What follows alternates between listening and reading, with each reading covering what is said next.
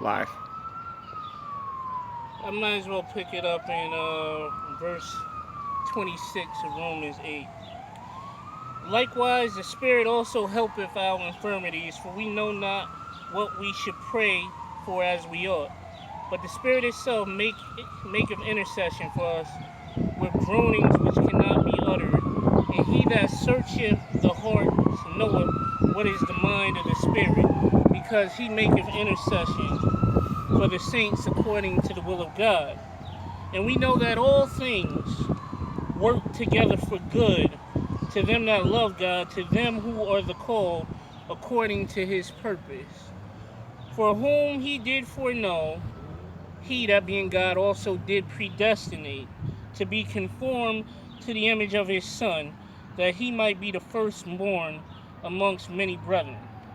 Now you can go into verse 30 on your own time, but we often toss around that scripture. God is working all things together for my good. God is working all things together for my good if I love him and if I'm one of the called according to his good purpose.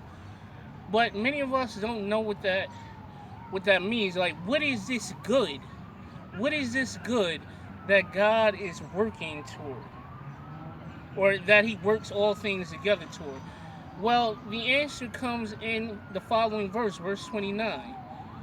God's whole agenda in the life of the believer as we live on earth is to conform us to the image of his Son, Jesus Christ.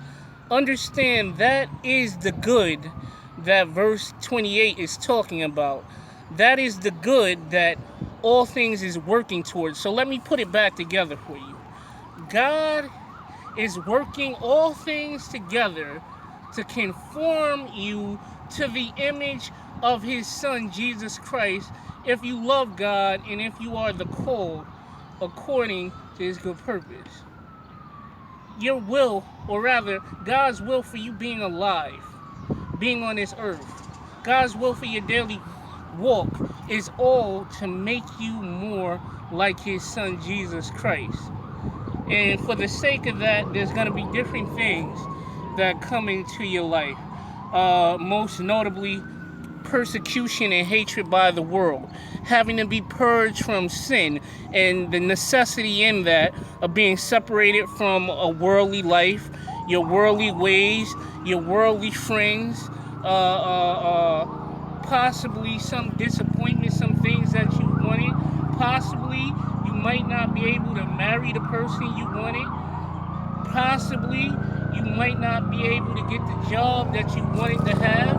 Possibly X, X, Y, and Z, because God has you on a road to be conformed to the image of Jesus Christ.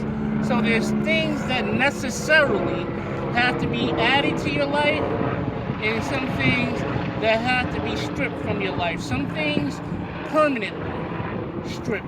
Some things stripped for a season. I know for some of you hoping to hear a soothsaying message or a feel good message, this is not it. This is not that type of word. However, if you came here seeking truth and wanting to know the will of God for your life and the general plan, the general parameters, well, this has been your message. Hear what the Spirit of God is telling you. Humble yourself. Obey Him.